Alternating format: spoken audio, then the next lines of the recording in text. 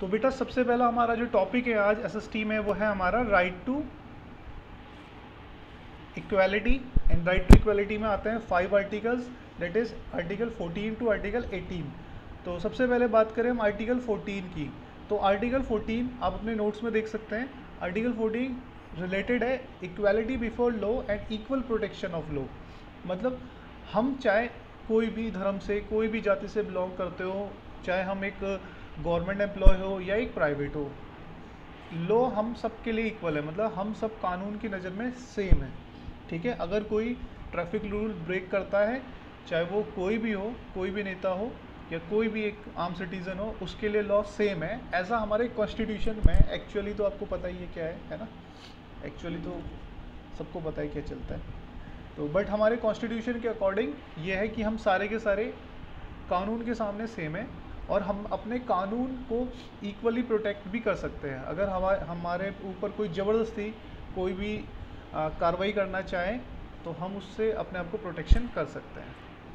ठीक है, नेक्स्ट है आर्टिकल 15। आर्टिकल 15 कहता है कि प्रोहिबिशन, इसके ऊपर अभी एक मूवी भी बनी थी, आयुष्मान खुराना था शायद। तो ये है आर्टिकल 15। इसमें बोला है बेटा prohibition of discrimination on grounds of only of religion, race, caste, sex और प्लेस ऑफ बर्थ। इसका मतलब ये है कि अगर आपके साथ कोई भी पर्सन डिस्क्रिमिनेशन करने की कोशिश करे, किसके बेसिस पे? आपके धर्म के बेसिस, आपकी रेस, मतलब जैसे कुछ होते हैं शेड्यूल ट्राइब, शेड्यूल कास्ट वाले होते हैं, है ना। रेस मतलब जैसे कि कोई हो गया काला, कोई गोरा, तो इस टाइप से अगर आपकी काले गोरे या रंग भेद के ऊपर कोई आपसे डिस्क्रिमिनेशन करने की कोशिश करे, या कास्ट के बेस पे, या सेक्स मतलब मेल फीमेल या ट्रांसजेंडर, या प्लेस ऑफ बर्थ कि आप जो है असम से हो या तमिलनाडु से या केरला से, किसी भी जगह से हो, अगर इसके बेसिस पे आपसे कोई डिस्क्रिमिनेशन करने की कोशिश करता है तो आप सीधा कहाँ जा सकते हो? सुप्रीम कोर्ट जा सकते हो। ठीक है, उसके बाद है हमारा आता है ये आर्टिकल 16। आर्टिकल 16 है equality of opportunity in matters of public employment. मतलब जो भी सरकारी नौकरियां हैं, पब्लिक एम्प्लॉयमेंट में बेटा कौन सी नौकरी आ गई? सरकारी नौकरियां। वहाँ पर सबके लिए इक्वलिटी है। मतलब वहाँ उस नौकरी के लिए हर कोई अप्लाई कर सकता है अगर वो जो क्राइटेरिया नौकरी में है उसको फुलफ़िल करता है तो, है ना। जैसे सपोज़ मैं बात करता हूँ, अगर गवर्नमेंट इंजीनियर की कहीं नौकरी निकलती है और कोई पर्सन जो है वो सारे क्राइटेरिया जो कि उस नौकरी में दिए गए हैं, अगर वो फुलफ़िल करता है तो वो उसको अप्लाई कर सकता है। ठीक है, तो अगर कोई भी पब्लिक एम्प्लॉयमेंट होता है, मतलब सरकारी नौकरी निकलती है, अगर आप वो सारी टर्म्स एंड कंडीशन फुलफ़िल करते हो जो उसमें रिक्वायर्ड है तो आप उसके लिए एलिजिबल हो। आर्टिकल 17 है एंड ऑफ अनटचेबिलिटी। तो एंड ऑफ अनटचेबिलिटी मतलब कि जो भी हमारे सोसाइटी में छुआछूत वाला है, कि मतलब छोटी कास्ट, बड़ी कास्ट या कोई भी कास्ट के पर्सन को नहीं छूना है, या फिर किसी के साथ भी डिस्क्रिमिनेशन किया जाता है उसके कास्ट के बेसिस पे, और अनटचेबिलिटी वाला कोई भी केस आता है तो आप सीधा कहाँ जा सकते हो? सुप्रीम कोर्ट जा सकते हो। उस पर्सन या उस प्राइवेट इंस्टीट्यूशन हो या गवर्नमेंट इंस्टीट्यूशन हो, उसके खिलाफ केस कर सकते हो। नेक्स्ट है article 18 abolition of titles. Abolition of titles मतलब बेटा हमारे यहाँ पर क्या होता है ना, अगर कोई पर्सन है उसको कोई भी टाइटल दे दिया जाता है, जैसे सपोज लाइक नंदनी की बात करें तो नंदनी को किसी ने टाइटल दे दिया झांसी की रानी नंदनी, है ना। तो अब झांसी की रानी नंदनी, एक्चुअली में नंदनी तो झांसी की रानी नहीं है, बट उसको एक टाइटल दे दिया गया। तो उस टाइटल के बेसिस पे हम लोग ना क्या करते हैं, अब नंदनी का नाम झांसी की रानी नंदनी पड़ गया हर जगह, उसके घर वालों ने भी सबने वही रख दिया। तो ये है ना एवोल्यूशन ऑफ टाइटल्स, मतलब उस टाइटल का हम एंड करेंगे अगर वो पर्सन जो है एक्चुअल में उससे बिलोंग नहीं करता। ठीक है, जैसे अभी हम में से किसी को भी भारत रत्न नहीं मिला, तो अगर हम यूज़ करने लगे कि भाई I am Bharat Ratna holder Krishna, तो भारत रत्न होल्डर कृष्णा या भारत रत्न कृष्णा, तो ये जो है इलीगल है। पर इसके खिलाफ ऐसा गवर्नमेंट ने कोई ना तो पेनल्टी रखी हुई है, ना कोई इसके खिलाफ गवर्नमेंट तुम पे केस कर सकती हो। बट हाँ, ये ऐसा बोला गया है कि आप ऐसा नहीं कर सकते, पर इसके खिलाफ कोई पनिशमेंट नहीं रखी गई है गवर्नमेंट ने। ठीक है, तो हाँ अगर बट कोई पर्सन एक्चुअली में भारत रत्न है या पद्म विभूषण, पद्म श्री है, तो वो यूज़ कर सकता है अपने नाम के आगे। बट अगर कोई पर्सन ऐसा नहीं है तो वो आगे अपने नाम के आगे यूज़ ना करें। क्योंकि ऐसा ठीक नहीं है इंडियन कॉन्स्टिट्यूशन के अकॉर्डिंग, बट ऐसे कोई वो भी नहीं है, पेनल्टी या कोई पनिशमेंट भी नहीं है इसके ऊपर, आप करना चाहो तो कर भी सकते हो। ठीक है, नेक्स्ट आता है हमारा राइट टू फ्रीडम। ये हमारा था राइट टू इक्वालिटी, अब आता है राइट टू फ्रीडम। तो बेटा राइट टू फ्रीडम में हमारे पास है 6 आर्टिकल्स। ठीक है, 6 आर्टिकल नहीं कह सकते हम, मतलब आर्टिकल तो एक ही है, आर्टिकल तो एक ही है, बट उसके 6 पार्ट्स हैं। ठीक है, तो जैसे राइट टू फ्रीडम में आता है हमारा 19A से लेके 19F तक, मतलब 6 पार्ट है इसके। हम ये नहीं कहेंगे, जैसे आर्टिकल इक्वालिटी वाले में 5 आर्टिकल्स थे, बट राइट टू फ्रीडम में आर्टिकल तो एक ही है 19, उसके 6 पार्ट हैं। ठीक है, अब सबसे पहला आता है, इसमें भी क्वेश्चन पता है कौन सा आता है कि like which of the following is not a right to freedom, ये not included in right to freedom. तो जैसे हमसे पूछा जाएगा, कोई भी पूछ लेंगे कि right to property is a part of right to freedom, तो ये है नो, क्योंकि ये तो उसका पार्ट नहीं है। तो इसमें कौन कौन से पार्ट इसके आते हैं, सबसे पहला आता है इस पर फ्रीडम ऑफ स्पीच, मतलब बोलने की आज़ादी, अपने को एक्सप्रेस करने की आज़ादी, जो भी आपके मन में हो आप बोल सकते हो। तो आपने देखा ही है हमारे देश में ऐसा तो बहुत होता ही है कि पॉलिटिशियन के मन में जो भी आता है वो किसी के खिलाफ भी बोल देते हैं। लाइक जैसे प्रधानमंत्री है, अब प्रधानमंत्री तो हमारे देश की एक तरीके से देखा जाए सबसे बड़ी पोस्ट है, पावरफुल पोस्ट है, बट लोग तो उसके खिलाफ भी कुछ भी बोल देते हैं, है ना, क्योंकि ये आता है राइट टू फ्रीडम के अंदर। सर इंडिया में सेंसरशिप है किसी भी चीज़ के ऊपर, सेंसरशिप है किसी भी चीज़ के ऊपर, मतलब बेटा क्या कहना चाहते हो, थोड़ा सा इसको एलेबोरेट करो फिर मैं बताऊंगा। ठीक है, तो राइट टू फ्रीडम में बेटा मतलब आपके मन में जो भी है, आपको किसी पर्सन के खिलाफ जो भी फील हो रहा है आप वो कह सकते हो। हाँ, ऐसा नहीं है कि अब आपने बोल दिया जी मम्मी के खिलाफ मुझे गुस्सा आ रहा है, मम्मी खाना अच्छा से नहीं देती है, मम्मी के खिलाफ मैं बोल दूँगी तो मम्मी पिटाई कर देगी। ठीक है, हाँ, मम्मी के खिलाफ नहीं होता है, मम्मी पापा पे नहीं अप्लाई होता, बाकी सब पे होता है। तो बाकी आगे है राइट फ्रीडम ऑफ असेंबली, मतलब आप असेंबली कर सकते हो, सभा कर सकते हो। हाँ, सभा कर सकते हो बट नॉर्मल टाइम में, इमरजेंसी के टाइम पे नहीं कर सकते। सबसे पहले याद रखना, इमरजेंसी के टाइम पे जो पहला आर्टिकल ख़त्म होता है ना, वो यही वाला होता है, आर्टिकल 19 सबसे पहले ख़त्म होता है। मतलब सर सप्रेशन ऑफ एक्सप्रेशन है किसी भी चीज़ के ऊपर, जैसे नेपोलियन रूल में था इंडिया में, मतलब सर सप्रेशन ऑफ एक्सप्रेशन नहीं बेटा, हमारे यहाँ पे एक्सप्रेशन के ऊपर कोई भी सप्रेशन नहीं है, मतलब कोई भी हमारे एक्सप्रेशन को हमें मतलब रोक नहीं सकता, दबा नहीं सकता हम लोगों को, हमें जो कहना है हम वो कह सकते हैं। ठीक है, अब देखो प्रधानमंत्री के खिलाफ राहुल गांधी जो है अभी शायद कहीं का एमपी भी नहीं है, एमपी है मतलब उधर का है शायद वायनाड कहीं केरला वेरला का, तो वो भी कुछ भी बोल देता है ना, जबकि वो तो भाई एक एमपी है और भाई वो एक प्रधानमंत्री है, प्रधानमंत्री के अंदर कितने सारे एमपीज आते हैं। बट राहुल गांधी जो है कुछ भी ऐसे बोल देता है, क्योंकि वो जस्ट फॉलो करता है क्या, आर्टिकल 19, इसके अलावा कुछ फॉलो नहीं करता। तो right to freedom of speech और एक्सप्रेशन वो फॉलो करता है। राइट टू असेंबली आपको पता है, सभा कर सकते हैं। हाँ बेटा, मैं एक चीज़ बता रहा था कि फंडामेंटल जब हमारे यहाँ देश में इमरजेंसी लगती है ना, तो सबसे पहला जो आर्टिकल ख़त्म होता है वो यही वाला है, फंडामेंटल आर्टिकल का, ये राइट टू फ्रीडम 19, आर्टिकल 19, क्योंकि उस टाइम पे क्या होता है, इमरजेंसी के टाइम पे ना तो आपको फ्रीडम ऑफ स्पीच मिलती है, ना एक्सप्रेशन मिलता है, फ्रीडम ऑफ ना ही असेंबली आपको अलाउ की जाती है, ना ही फ्रीडम ऑफ फॉर्म एसोसिएशन मतलब आप कोई भी गुट नहीं बना सकते, गुट मतलब जहाँ पे बहुत सारे लोग हों। ठीक है, फ्रीडम ऑफ मूवमेंट, कोई आप मूवमेंट नहीं कर सकते देश में, उस समय इमरजेंसी है, आप मूवमेंट करोगे हो सकता है आपके ऊपर पुलिस वाले या वहाँ पे जो भी अथॉरिटी है अपॉइंट की गई है वो आपके ऊपर फोर्सफुली जो है आपको उस चीज़ को ब्रेक कर दे। सर डी तो पुलिस के लिए नहीं लागू है ना, कौन सा वाला डी, हाँ फ्रीडम ऑफ मूवमेंट, हाँ बेटा पुलिस के लिए लागू नहीं, पुलिस इवन पुलिस के लिए कह लो या फिर आप आर्मी पर्सन के लिए कह लो, किसी के लिए भी नहीं है ये, मतलब जो भी हमारे देश में आर्म्ड फोर्सेस में है ना, आर्म्ड फोर्सेस मतलब आर्मी, नेवी, एयरफोर्स है ना, इंडियन कोस्ट गार्ड, तो उनमें से किसी के लिए भी ये लागू नहीं होता है। ठीक है, एक मिनट इसको चार्जिंग पे लगा देते हैं,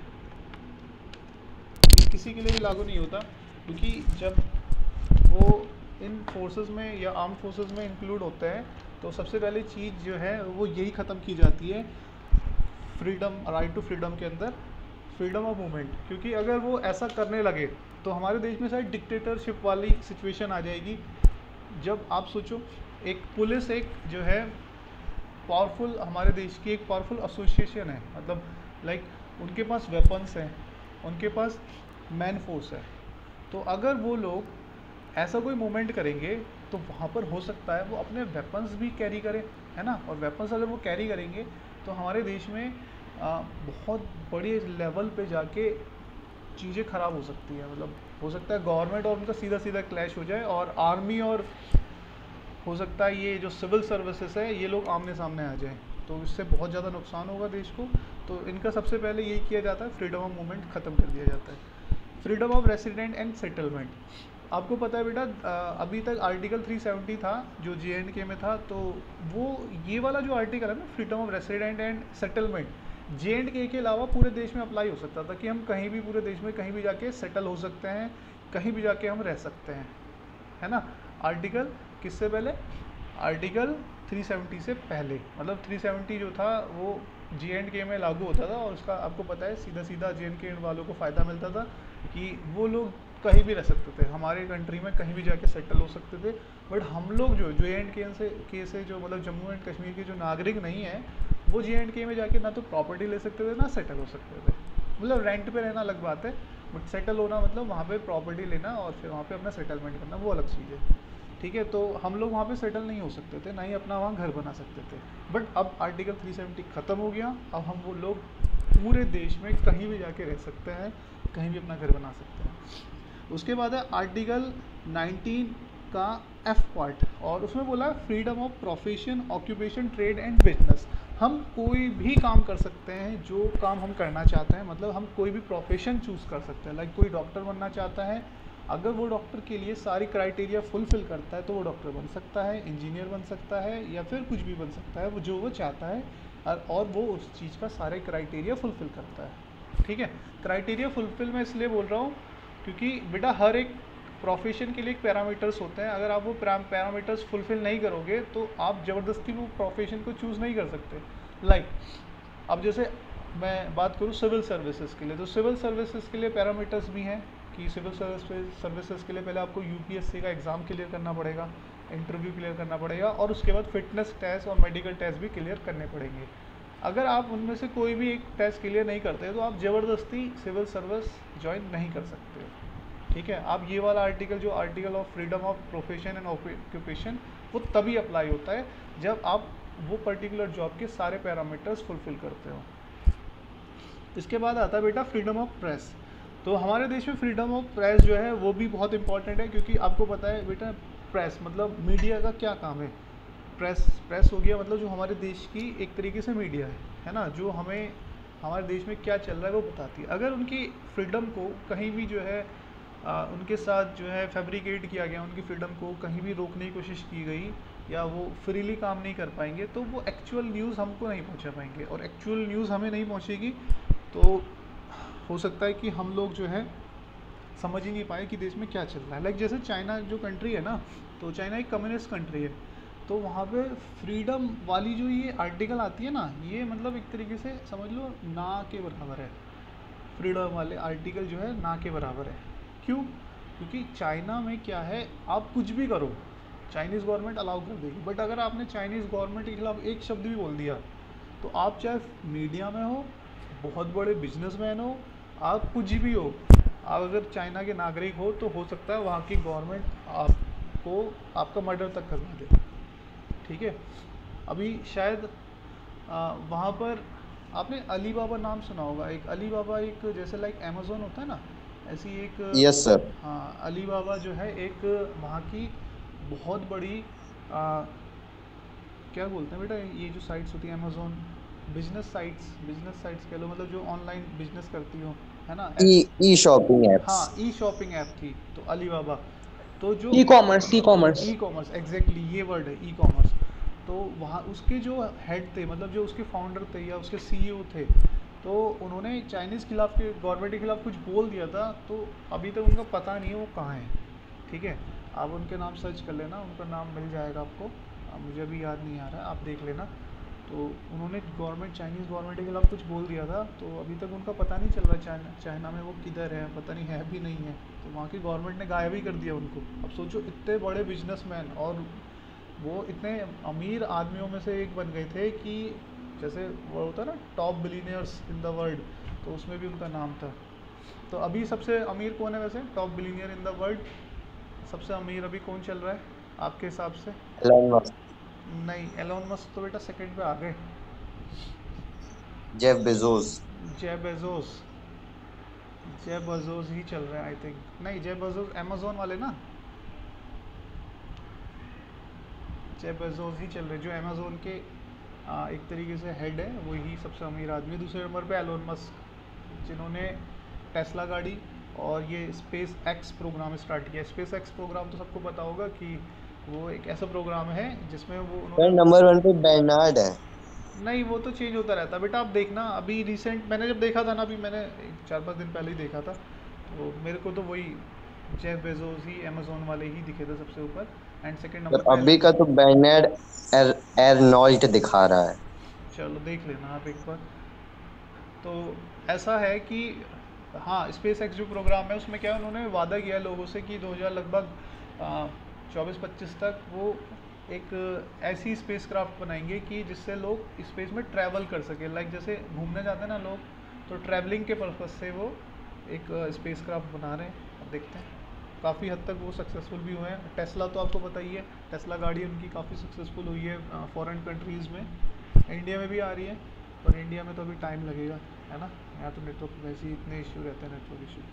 पता चला अमेठी में आ रही थी, नेटवर्क ख़राब हो गया, लखनऊ पहुँच गई। ये अमेठी के वो जो पुलिया पड़ती है ना, वो मुंशीगंज से पहले वहाँ नाले वो गड्ढे में गिर गई। तो अभी इंडिया में तो बड़ा दिक्कत वाली बात है, क्योंकि इंडिया में भी 5G नहीं आया। 4G कनेक्टिविटी बहुत प्रॉब्लम करती है। आपके यहाँ पे बारिश हो जाती है तो कनेक्शन ही गायब हो जाते हैं सब। अगला है बेटा राइट टू इन्फॉर्मेशन एक्ट। तो राइट टू इन्फॉर्मेशन एक्ट के जो पाइनियर माने जाते हैं, मतलब जिन्होंने इसका एक तरीके से इनिशिएट किया था, वो माना जाता है अरविंद केजरीवाल जी को। ठीक है, इन्होंने 12 अक्टूबर 2005 में बोला, right to information act was made with hope on era of better move transparency and accountability and responsible government. मतलब राइट टू इन्फॉर्मेशन एक्ट आपको पता है कि क्या है। जैसे पहली चीज़ तो राइट टू इन्फॉर्मेशन जो एक्ट है ना, वो क्या करता है कि जैसे आपको किसी भी गवर्नमेंट ऑफिस में आपका कोई काम था एंड वो काम जो है आपका डिले हो रहा है किसी भी रीज़न की वजह से, तो आप एक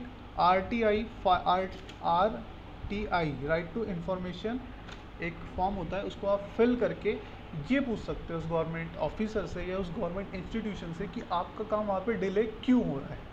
ठीक है, राइट टू दो चीज़ होती है बेटा, एक तो होता है PIL, एक होता है राइट टू इन्फॉर्मेशन एक्ट। मतलब PIL और इसमें क्या फ़र्क है?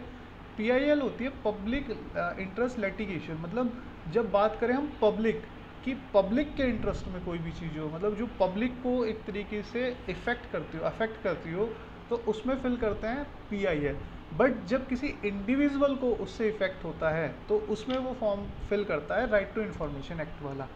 ठीक है, मतलब अगर आपको पर्सनली किसी गवर्नमेंट इंस्टीट्यूशन से प्रॉब्लम है, हाँ अप्लाई होता है गवर्नमेंट इंस्टीट्यूशन में, प्राइवेट पे नहीं होता। ठीक है, प्राइवेट वाला नहीं कर सकता ऐसा, प्राइवेट के खिलाफ आप राइट टू RTI फाइल नहीं कर सकते। हाँ, तो गवर्नमेंट इंस्टीट्यूशन से या किसी भी चीज़ से आपको प्रॉब्लम है जिसकी वजह से आपको इंडिविजुअली प्रॉब्लम हो रही है, तो आप वहाँ पे RTI फाइल करो और वो आपको 1 महीने के अंदर जवाब देंगे। अगर नहीं होता, 1 महीने के अंदर जवाब नहीं देते हैं, तो उनमें फ़ाइन लगता है फिर 250 पर डे। और 250 पर डे कितने तक लगेगा? मैक्सिमम टू 25,000 तक। ठीक है, मतलब जैसे 30 दिन का टाइम होता है, 30 दिन के अंदर आपको वो रिटर्न आपको उसका आंसर देंगे, जो भी आपने अपनी RTI में फ़ाइल किया हुआ है ना, कि जो भी आपकी जिस भी रीज़न की वजह से आपको प्रॉब्लम हो रही है, तो वो उसका रिटर्न आंसर देंगे। अगर वो 30 दिन के अंदर नहीं दे पाते तो फिर उन पर हर दिन जो है 250 रुपये का चार्ज लगता है, और वो 250 फिर नेक्स्ट डे 500 फिर 750, मतलब 250 इंक्रीज़ होते होते मैक्सिमम जो है वो 25,000 तक हो सकता है। ठीक। अब राइट टू इंफॉर्मेशन एक्ट में वो जो कंपनी है, मतलब ये वो जो भी गवर्नमेंट ऑफिस है, अब वो क्या जवाब दे रहा है, इसका कोई मॉनिटरिंग कैसे होती है, इसके लिए ना अपॉइंट किया जाता है एक चीफ इंफॉर्मेशन कमिश्नर। मतलब जैसे आपने जो भी क्वेश्चन पूछा था कि जिसकी वजह से सपोज आपने लोन लिया, किसी सरकारी बैंक से लोन लिया, स्टेट बैंक ऑफ इंडिया से, तो लोन लिया, आपके लोन में जो है कुछ गड़बड़ हो गई, तो आप एक आरटीआई फाइल करोगे, है ना। अब इस आरटीआई को जब वो जवाब देंगे ना, तो पहले एक चीफ इंफॉर्मेशन कमिश्नर होता है, वो इसको मॉनिटर कर रहा होता है पूरी प्रोसेस को, कि क्या वो जवाब दे रहे हैं, क्या आपका क्वेश्चन था, क्या आप इससे सेटिस्फाई हो या नहीं हो, क्या आपको जो उन्होंने जवाब दिया वो सही है या नहीं है। तो एक चीफ इंफॉर्मेशन कमिश्नर होता है, और उसके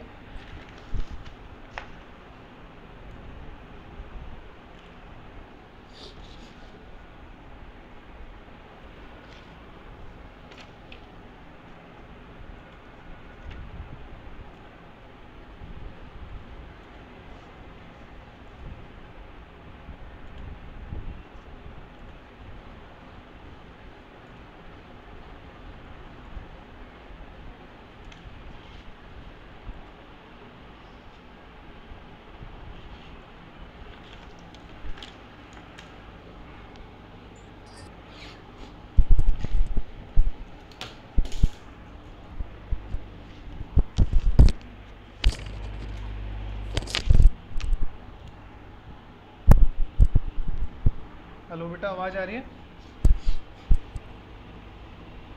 यस सर।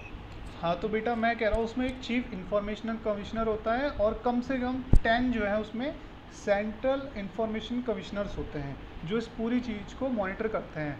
ठीक है। और एक क्वेश्चन जो इसमें बहुत इंपॉर्टेंट आता है कि जो चीफ इंफॉर्मेशन कमिश्नर होता है, जो मतलब CIC, उसको कौन अपॉइंट करता है? तो उसको अपॉइंट करते हैं कौन? प्रेसिडेंट।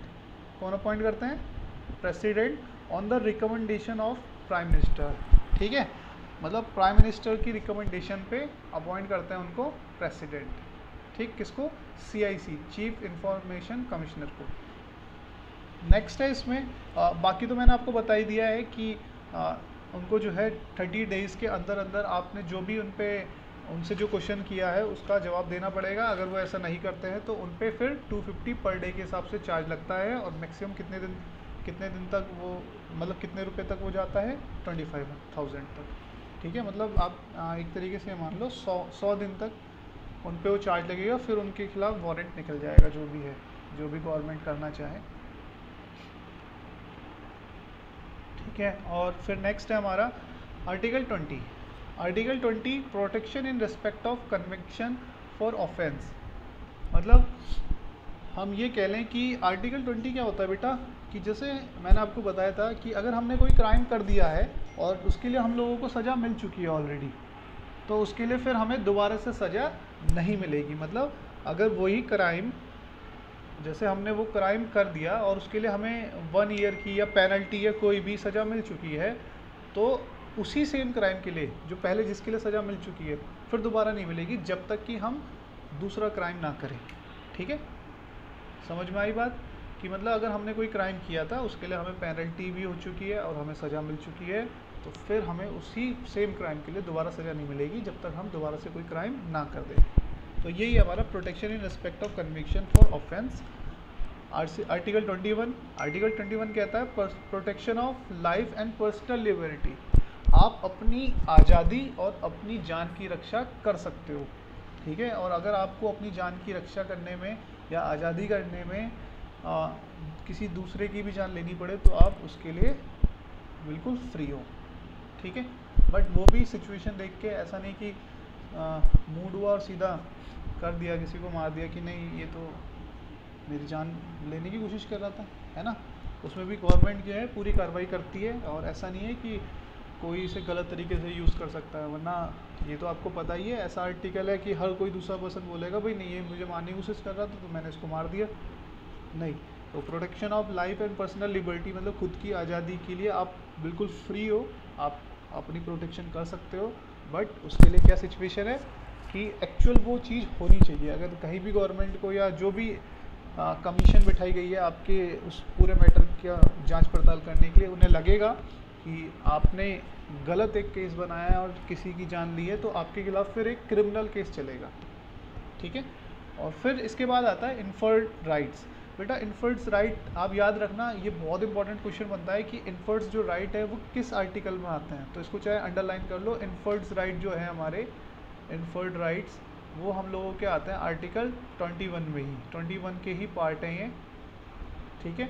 इन्फर्ड्स राइट्स देखो बेटा, मैंने आपको कुछ राइट्स बताए थे, जैसे कि they are the rights of citizen which are not explicitly provided by the constitution but have been derived by liberal interpretation of the various provisions of the constitution.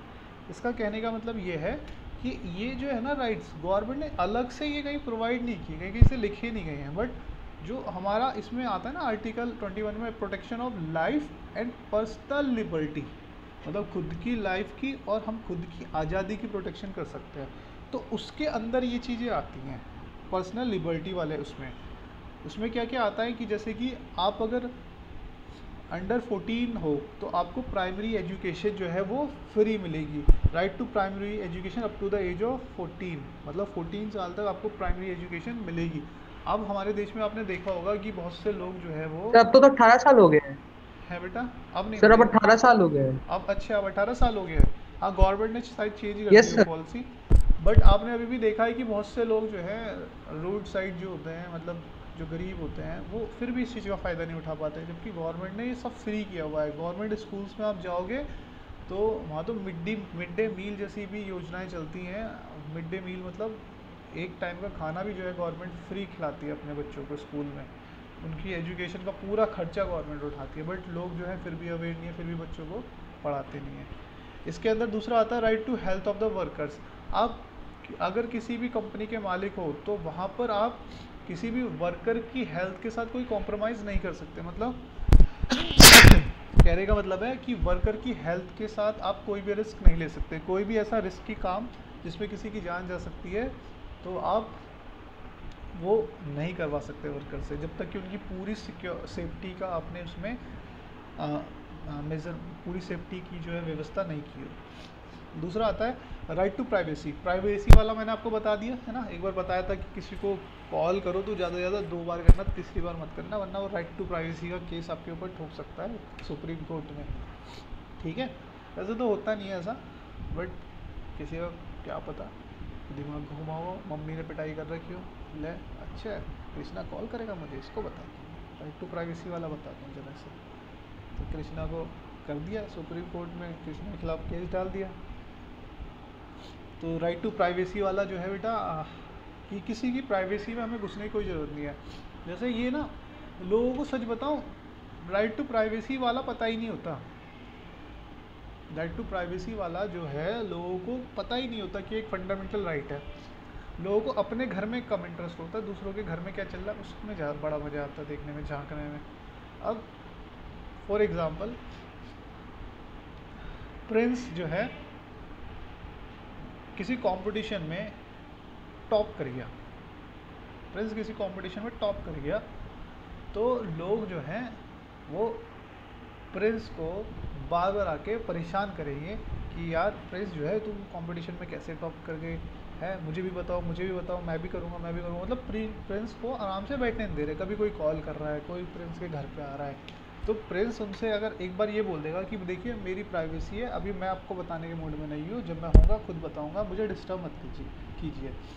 तो अगर उसके बाद भी अगर वो प्रिंस को डिस्टर्ब करते हैं तो प्रिंस उनके खिलाफ केस कर सकता है। फिर right to live with dignity, मतलब आप एक डिग्निटी से लाइफ जी सकते हो। डिग्निटी से मतलब एक इज्जत की लाइफ जी सकते हो। मतलब जैसे क्या होता है ना बेटा, हमारे देश में ना आपको पता है कि जैसे कोई क्रिमिनल है, उसने कोई क्राइम किया एंड उसके बाद वो अपनी सज़ा कंप्लीट करके आया, बट फिर भी लोग जो है उसी क्राइम के नाम से उसका नाम धर देते हैं। उसी क्राइम पे जैसे किसी ने चोरी की थी एंड उसको गवर्नमेंट ने पनिश भी कर दिया, फाइन भी कर दिया, बट स्टिल लोग जो है क्या कहेंगे, ये तो चोर है। पर एक तरीके से ये इलीगल है, अगर वो चाहे तो उन लोगों के खिलाफ जो ऐसा बोल रहे हैं केस कर सकता है। क्यों? क्योंकि उसने उस क्राइम के लिए ऑलरेडी पनिशमेंट ले ली है, अब वो बाकी की ज़िंदगी जो है बाकी की ज़िंदगी जो है बिल्कुल आज़ादी से और बिल्कुल डिग्निटी के से जी सकता है। ठीक है, इसके बाद इसमें आता है right against denial of wages and arbitrary dismissal of workers. अगर आपके कंपनी में आप किसी वर्कर की उसने काम किया और उसकी सैलरी देने से मना कर दो, या फिर उसको अपनी मर्ज़ी से हटा दो बिना उसको प्रायर इन्फॉर्मेशन के, मतलब बिना पहले कोई उसको इन्फॉर्मेशन के आप हटा देते हो, तो ये जो है ये भी एक इलीगल है। ठीक है, उसके बाद है right to speedy trial for under trials. तो मतलब लाइक जैसे आपका कोई केस है और आपके केस में काफ़ी टाइम हो गया है, उसमें कोई सुनवाई नहीं हो रही है, तो आप उसको नॉर्मल ट्रायल से हटा के एक स्पीडी ट्रायल वाले उसमें प्रोसेस में ला सकते हो। मतलब लाइक आपने देखा है हमारे देश में ना, दिल्ली में एक स्पीडी ट्रायल नाम से एक वो और बन गई है, सुप्रीम कोर्ट और बन गया है कि मतलब जैसे कोई किसी का केस बहुत लंबा चल रहा है और उसको फिर भी कोई प्रोसेस नहीं हो रही है, तो वो नॉर्मल जुडिशियल प्रोसेस से हट के स्पीडी ट्रायल वाली प्रोसेस पे जा सकता है। उसके बाद है राइट अगेंस्ट क्रूअल पनिशमेंट। मतलब अगर आपको कोई, मतलब आपको क्यों देगा कोई, किसी को अगर सुप्रीम कोर्ट ने या हाई कोर्ट ने, किसी को हाई कोर्ट ने या फिर वहाँ की जो डिस्ट्रिक्ट कोर्ट थी उसने पनिशमेंट दे दी कि भाई ये इसने जो है इसको मारा है और इसको हमने जो है सजाए मौत दी है सपोज़, मतलब किसी डिस्ट्रिक्ट कोर्ट ने, क्रिमिनल कोर्ट ने बोला कि भाई इस पर्सन ने दूसरे पर्सन का मर्डर किया है तो इसको हम फांसी की सज़ा देते हैं, तो वो हाई कोर्ट में जा सकता है। फिर हाई कोर्ट ने भी अगर उसको ऐसा बोला कि इसको फांसी का सज़ा देते हैं, इसने क्राइम किया है, तो फिर वो सुप्रीम कोर्ट में जाता है और सुप्रीम कोर्ट ने भी फिर सेम बोल दिया कि इसको फांसी की सज़ा देते हैं, तो फिर वो एक उसके पास इकलौता ऑप्शन बचता है प्रेसिडेंट के पास जाने का, और प्रेसिडेंट चाहे तो उसकी सज़ा माफ़ कर सकता है, बिल्कुल जीरो कर सकता है, चाहे तो वो एज इट इज़ रहने दे सकता है, या फिर हो सकता है थोड़ी बहुत वो माफ़ कर देता है, मतलब फांसी की सज़ा को उम्र कैद में बदल दे, तो ऐसा वो कर सकता है। तो वो सुप्रीम कोर्ट के हाथ में, फिर वो प्रेसिडेंट के हाथ में। Right to shelter. Right to shelter मतलब सबको घर, मतलब सबको एक छत का अधिकार है कि हर एक पर्सन जो भी हमारे देश में है उसे एक छत मिले, मतलब उसको एक घर मिले रहने के लिए। तो इसीलिए गवर्नमेंट ने शेल्टर हाउस बनाए हुए हैं। आप देखते हो ठंड के टाइम पे लोग जो है फुटपाथ पे रहते हैं, तो पुलिस वाले उन्हें उठा के ले जाते हैं, कहाँ उठा के उनको जेल में नहीं बंद कर देते, वो उनको शेल्टर हाउस लेके जाते हैं जो गवर्नमेंट ने बनाए गए हैं, क्योंकि ये एक राइट टू शेल्टर का जो है हमारे पास एक फंडामेंटल राइट है। मतलब हमें छत का अधिकार है, अगर हम इस देश के नागरिक हैं तो हमें ये अधिकार है कि गवर्नमेंट हमको एक छत की व्यवस्था करे जहाँ हम छत मतलब एक ऐसी जगह की व्यवस्था करे जहाँ पे हम आराम से रह सकते हैं। उसके बाद है right to free legal aid. Legal aid मतलब हो गया बेटा हेल्प। लीगल एड मतलब हो गया कि आपको फ्री सरकारी हेल्प मिले, मतलब कि अगर आपके पास नहीं है बजट और आप जो है नहीं है आपके पास बजट और आप पे किसी ने केस कर दिया, तो आपके खिलाफ जो मतलब आपके साथ ना एक सरकारी वकील गवर्नमेंट देता है, अपनी तरफ से सरकारी वकील देगा और वो आपका केस लड़ेगा।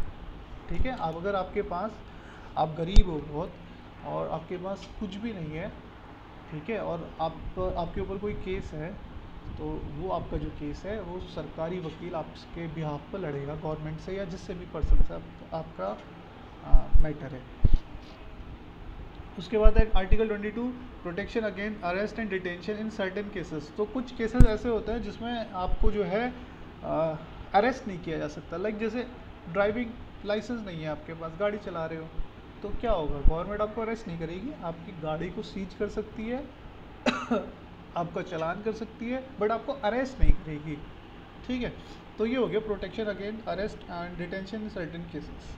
ठीक, और भी बहुत सारे केसेस होते हैं, लाइक जैसे कहीं पे जुर्माना बोल देते हैं, है ना, कि यहाँ पे थूकना जो है 500 रुपये का जुर्माना है, तो हाँ वहाँ पे आप 500 रुपये आपने अगर थूका तो वहाँ पे 500 रुपये का आपको जुर्माना दे सकते हैं, बट आपको वो, अगर आपके पास 500 रुपये नहीं है तो आपको वो अरेस्ट नहीं करेंगे। ठीक, आर्टिकल 23 ये बहुत इंपॉर्टेंट आर्टिकल है बेटा, क्योंकि जो ऊपर के आर्टिकल्स थे ना अभी तक ये मतलब ऑलमोस्ट हर एग्ज़ाम में आ चुके हैं, बट इसके बाद के जो आर्टिकल्स हैं वो काफ़ी इंपॉर्टेंट है। जैसे कि आर्टिकल अगेंस्ट एक्सप्लॉयटेशन, तो शोषण के विरुद्ध अधिकार, तो ये हमने अभी पढ़ा था किसमें आपने देखा होगा, ये नेचर ऑफ फंडामेंटल राइट्स में पढ़ा था हम लोगों ने, कि राइट अगेंस्ट दो आर्टिकल्स, मैंने आपको बोला था ना, दो ऐसे प्रोविजंस हैं कि अगर आपको कोई भी चाहे गवर्नमेंट हो या फिर प्राइवेट इंस्टीट्यूशन हो, अगर वो उनको एक्सप्लॉइट करने की कोशिश करता है तो आप सुप्रीम कोर्ट जा सकते हो। तो उन्हीं में से एक था राइट अगेंस्ट एक्सप्लॉइटेशन। तो उसके अंदर दो आर्टिकल्स आते हैं, पूछा जाता है how many articles are there in right against exploitation. तो there are 2 articles, article 23 and 24। 23 article ये कहता है कि अगर हम किसी भी इंसान को खरीदने या बेचने की कोशिश करें तो वो एक इलीगल काम है, इलीगल है। पुराने टाइम पे आपने देखा होगा मूवीज़ में या फिर किसी पुराने नाटक में देखा होगा कि वहाँ पे लोगों का व्यापार होता था। लोगों का व्यापार मतलब कोई गरीब है तो उसको बोला जाएगा भाई आप अपनी कन्या हमें दे दो और हम आपको इतना सोना या इतना ये गाय भैंस दे देंगे जिससे आप अपने बाकी का जीवन अच्छे से रह सकते हो, या फिर आप अपना बच्चा हमें दे दो। तो मतलब इस तरीके से इंसानों को ख़रीदा बेचा जा सकता था पहले। बट अब ये जो है बिल्कुल इलीगल है, अगर ऐसा कोई करता है तो उसके खिलाफ बहुत सख्त कार्रवाई होती है। और उसके बाद है article 24, no child below the age of 14 can be employed. मतलब 14 साल से छोटी उम्र का कोई भी बच्चा जो है वो उसको काम कराना उससे एक इलीगल है। बट फिर भी ढाबों पे छोटे बच्चे बेचारे 8-8, 10-10 साल के लगे रहते हैं, बर्तन धो रहे होते हैं, क्या करें। ठीक है, तो ऐसा पर इलीगल है। उसके बाद आता है right to freedom of religion. आपको धर्म में भी बहुत सारी आज़ादी मिलती है। जैसे कि आपको मैं एक बहुत ही अमेजिंग सी चीज़ बताऊं कि जैसे बेटा आप किसी मंदिर के पुजारी हो ना, तो एक चीज़ तो यह है आपको ना बिजली फ्री मिलेगी, है ना। उस मंदिर पे बिजली फ्री मिलेगी, वहाँ का कोई लैंड टैक्स नहीं आपको देना। मतलब ज़मीन भूमि कर जो होता है, जैसे आपकी कोई प्रॉपर्टी है ना, प्रॉपर्टी का टैक्स जाता है बेटा, हम लोग भी भरते हैं, आप भी भरते होंगे, जो आपके लखनऊ में या अमेठी में जो भी घर होगा उसका एक टैक्स जाता है हर साल।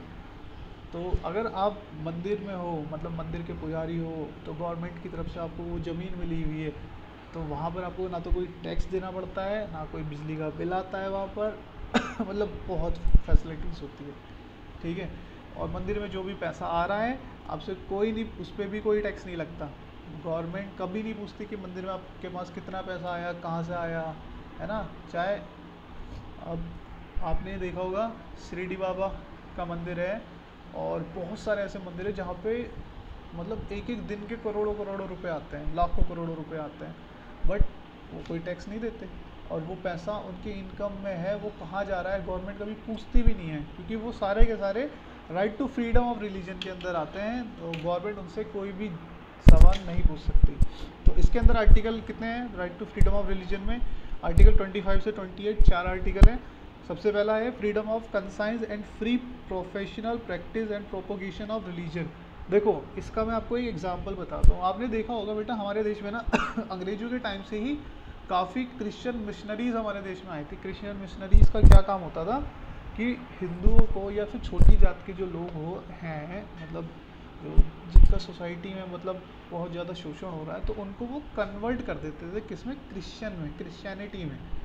और उनको लालच दिया जाता था कि अगर आप क्रिश्चियनिटी में कन्वर्ट हो जाओगे तो हम आपको प्रॉपर्टी देंगे और 5 लाख रुपए कैश देंगे। आपकी बेटी या जो भी आपका बच्चा है उसको एक मतलब पूरे फैमिली में किसी को गवर्नमेंट जॉब भी दे देंगे और आपकी लड़की की शादी का खर्चा भी हम उठाएंगे। मतलब इस तरीके से लालच दिया जाता था। अब भाई जो बेचारा गरीब है, जिसके पास कुछ नहीं है, तो अब वो भाई आ जाता था बातों में, है ना। और भी और ऐसी जैसे क्रिश्चियनिटी में थे, ऐसे मुस्लिम रिलीजन में भी थे। ठीक है, कि मुसलमान भी आप ऐसे ही करते थे। बहुत से मुस्लिम जो है धर्मगुरु वो भी कन्वर्ट करते थे लोगों को, है ना। तो इसमें पर उनके खिलाफ कोई भी पनिशमेंट नहीं होती थी। पनिशमेंट मतलब कि कोई उनके खिलाफ कार्रवाई नहीं होती थी। अब तो होने लगी है, पहले नहीं होती थी। और अब भी पता है ये चीज़ें होती हैं, पर अब ये लीगल तरीके से होती हैं। उन्होंने भी लूप होल्स ढूंढ लिए हैं सारे लीगल तरीके से। मतलब वो डायरेक्टली किसी को नहीं बोलेंगे कि आप कन्वर्ट हो जाओ। अब वो क्या करता है, जैसे हमारे यहाँ मैं आपको बताऊँ, एक मिशन नाम से एक जगह है, वहाँ पे हर फ्राइडे को बहुत बड़ा फंक्शन होता है। बहुत बड़ा फंक्शन मतलब स्टेज लगता है, काफ़ी डांस वांस होता है। होता कुछ नहीं है, बस वही अपने आते हैं क्रिश्चियन मिशनरीज़ वाले धर्मगुरु आते हैं, वहाँ पे स्पीच देते हैं। और जिन लोगों को लगता है भाई हाँ भाई उनको एक्चुअल नीड है उस चीज़ की, तो वो जाके वहाँ पे अपना चेंज कर लेते हैं धर्म, है ना। और ऐसा नहीं है कि सारे के सारे क्रिश्चियन ही बन रहे हैं, कुछ मुस्लिम भी बनते हैं, और ऐसा नहीं है सारे क्रिश्चियन और मुस्लिम बन रहे हैं, कुछ हिंदू भी बनते हैं, ठीक है। बहुत सारे लोग हिंदुइज्म बहुत लोग अपनाते हैं हर साल, मतलब लाखों लोग हिंदू बनते हैं, क्योंकि आपको पता है हिंदू दुनिया का सबसे प्राचीन धर्म है और दुनिया का सबसे महान धर्म है, ठीक है। Be proud to be an Hindu, a Hindu, मतलब हिंदू बनने में आपको बहुत प्राउड होना चाहिए, क्योंकि बहुत बड़े बड़े जो है इस समय पे जो इन्फ्लुएंशियल पर्सनैलिटीज़ है वो खुद हिंदू धर्म को अपना रहे हैं, जैसे लाइक विल स्मिथ आप जानते होंगे, मैन इन ब्लैक मूवी देखी होगी, उसमें तो वो काला सा था ना मैन इन ब्लैक मूवी में, तो वो विल स्मिथ है, आप नेट पे गूगल कर लेना। तो वो भी अब फ़िलहाल हिंदू बन चुका है, क्योंकि उसने भी मतलब गीता पढ़ता है वो भी, भगवान कृष्ण की लाइफ के ऊपर या कृष्ण की जो उपदेश दिए थे उन्होंने महाभारत में, उसके ऊपर जो किताब लिखी है गीता, तो उसने काफ़ी बार पढ़ी है और वो बहुत ज़्यादा प्रभावित हुआ है उससे, ठीक है। तो ये सब जो है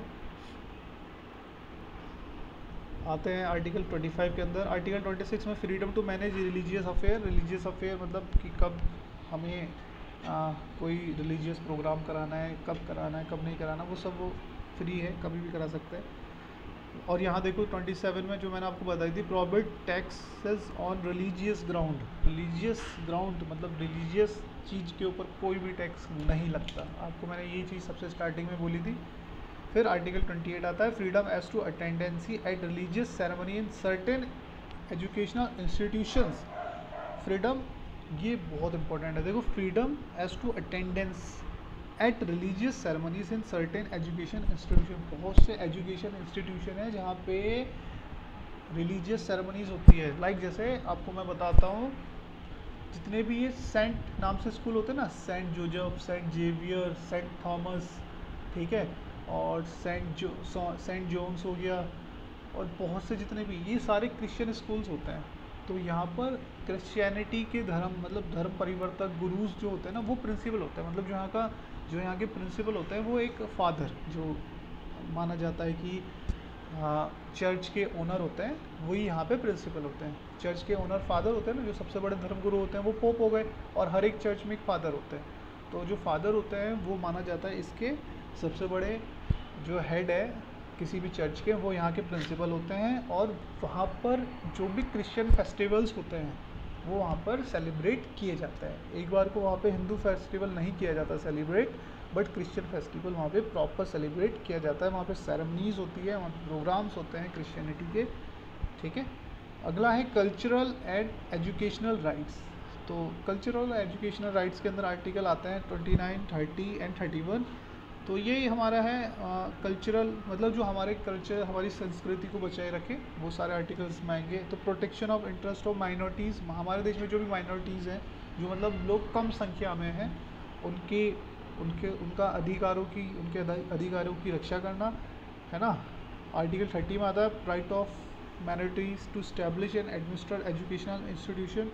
तो मतलब भाई माइनॉरिटीज़ का भी पूरा हक है कि कोई इंस्टीट्यूशन वो बनाए और वहाँ अपने बच्चों का एडमिशन कराए।